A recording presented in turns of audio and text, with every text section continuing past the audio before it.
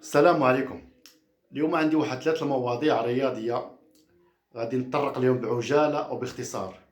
الموضوع الرياضي الأول يخص الفرعون المصري محمد صلاح فخر العرب، حيث الحمد لله أصبح الهداف التاريخي لفريق ليفربول الإنجليزي بعدد أهدافه 129 هدفا.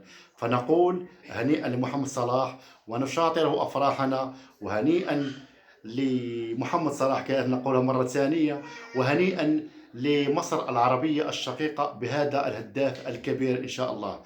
الموضوع الثاني إن شاء الله وهو رياضي كذلك، موضوع المدرب الكبير بادو الزاكي، حيث كان حارسا كبيرا مع الوداد البيضاوي. كذلك كان المنتخب المغربي، حيث كان العطاء الكبير في بطولة مكسيكو 86. كان حارسا كبيرا كذلك في مايوركا الإسباني. من بعدها أصبح مدرب. ما نساوش الإنجاز الكبير اللي داروا تبارك الله في كأس إفريقيا تونس 2004 اللي وصل الفينال، وكان الكأس من نصيب تونس الشقيقة.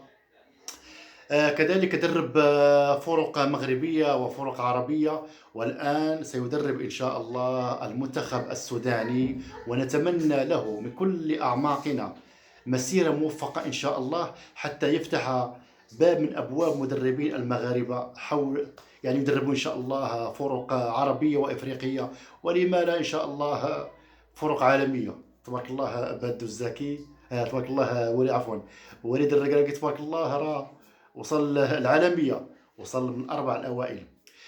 الموضوع الرياضي الثالث اليوم كانت قرعة كأس سلمان للأندية العربية 2023، حيث كانت أربع مجموعات، وكل مجموعة فيها أربع فرق. لحد الآن باقي المجموعات ما اكتملوش، لأن غيكون بعد الفرق إن شاء الله غادي يلعبوا أدوار تمهيدية، غيتقصاو منهم شي وحدين باش يدوزوا للمجموعات ديالهم.